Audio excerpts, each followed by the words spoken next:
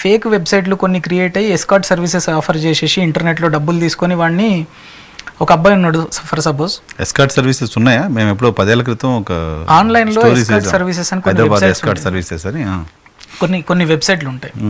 So స్కోకా.com అని కొన్ని వెబ్సైట్లు ఉంటాయి. దీంట్లో ఏం చేస్తారంటే జనాలు జనరల్గా అమ్మాయి ఫోటోతో పాటు పోస్ట్ చేస్తారు ఓ ఫోన్ నెంబర్, అదే ఇంతకుముందు చెప్పినట్టు డమ్మీ అదర్ స్టేట్ నెంబర్. దానికి వాట్సాప్ ఉంటుంది, వీడు అప్రోచ్ అవుతాడు, వాడికి ఫోటోలు పంపిస్తారు. అడ్వాన్స్ అమౌంట్ ఎంతో 3,000-5,000 కొట్టమంటారు. కొట్టిన తర్వాత బ్లాక్ చేసేస్తారు. వాడు పోయి కంప్లైంట్ ఇచ్చుకోలేడు. నేను ఈ సర్వీస్ కోసం పోతే నన్ను బ్లాక్ చేసిర్రు అంటే వాడే ఫస్ట్ క్రైమ్. సో వాడు బయటికి రాలేడు. ఇంకొంతమంది దగ్గర హోటల్స్ బుక్ చేపించి అక్కడికి వచ్చిన తర్వాత వాడి దగ్గర నుంచి వెళ్ళి అన్ని లాక్కొని వాడిని పంపించిన రోజులు, కేసులు కూడా మనం డీల్ చేసినవి ఉన్నాయి సార్. సో అప్పుడు ఇటువంటి యాప్స్ అన్నిటిని గవర్నమెంట్ కంట్రోల్ చేయలేదు సార్? అంటే బ్లాక్ చేస్తున్న కొద్దీ మళ్ళీ వస్తూ ఉంటాయి అప్లికేషన్స్.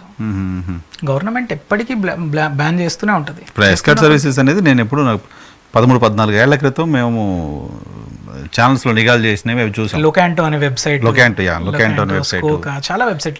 ఇప్పుడు సేమ్ అదే ట్రెండ్ టెలిగ్రామ్లోకి వచ్చేసింది. ఓకే. కాల్ కలిసిన హైదరాబాద్ ఇట్లాంటి అప్లికేషన్స్ ఇట్లాంటి కొట్టేసినాం అంటే టెలిగ్రామ్లో ఛానల్స్ వచ్చేస్తాయి, ఆటోమేటిక్ ప్రొవైడర్స్ నెంబర్స్ వస్తాయి. మేబీ స్పా రిలేటెడ్ సర్వీసెస్ ఉన్నాయి ఆన్లైన్లో. On the name of spa they do all అబ్సినిటీ activities అనమాట. ఇట్లాంటి చాలా ఇన్సిడెంట్లు ఆన్లైన్లో జరుగుతూ ఉన్నాయి. కొన్ని జెన్యూన్ సర్వీసెస్ ఉంటాయి, కొన్ని మ్యాక్సిమం 90% ఆఫ్ ఫేక్. అబ్బాయి నుంచి ఎట్లయితే మనీ ఎక్స్టార్ట్ చేస్తారో, ఎక్స్టార్షన్ జరిగిన నెక్స్ట్ మినిట్ వాడు బ్లాక్, లేదా మనకి రెస్పాండ్ అవ్వరు. లేదా నువ్వు ఈ సర్వీసెస్ ఆప్ట్ చేసుకుంటున్నావు అని నీ ఫ్యామిలీకి ఫ్రెండ్స్ అందరికీ పంపిస్తున్నా అని చెప్పేసి బ్లాక్మెయిల్ చేసి ఇంకా డబ్బులు కూడా అడగచ్చు. ఎవ్రీవేర్ దే ఆర్ లాక్డ్ అనమాట. సో ఇప్పుడు మనం మొబైల్ బయట సొసైటీలో ఏం క్రైమ్ జరుగుతుందని సీసీ కెమెరాలు పెడుతున్నారు, అక్కడక్కడ పోలీసులు ఉంటున్నారు, ఫిజికల్గా ఇదంతా చేస్తున్నారు. బట్ ఇంటర్నెట్లో జరుగుతున్న ఈ క్రైమ్ని మానిటర్ చేయడం కోసం డిపార్ట్మెంట్ వైపు నుంచి నిఘా ఉందా అసలు? 100% ఉంది sir. Department is looking everywhere. Cyber policing అనేది ఎప్పటి నుంచో స్టార్ట్ అయిపోయింది.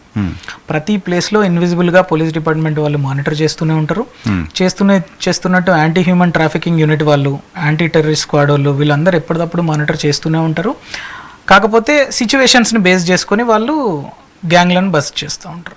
లిటిల్ టైం టేకింగ్ కూడా సార్, ఎందుకంటే వాళ్ళకి కూడా అన్నీ సహకరించాలి. సో చాలాసార్లు వాళ్ళు కూడా పేమెంట్స్ చేస్తారు కావాలని, ఆ క్యాండిడేట్ని లొకేషన్కి రావడానికి.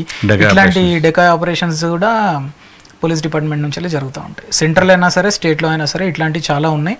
That Hyderabad police are actively working అన్నట్టు. తెలంగాణలో చాలా ప్లేసెస్లో దే ఆర్ డూయింగ్ ఇట్.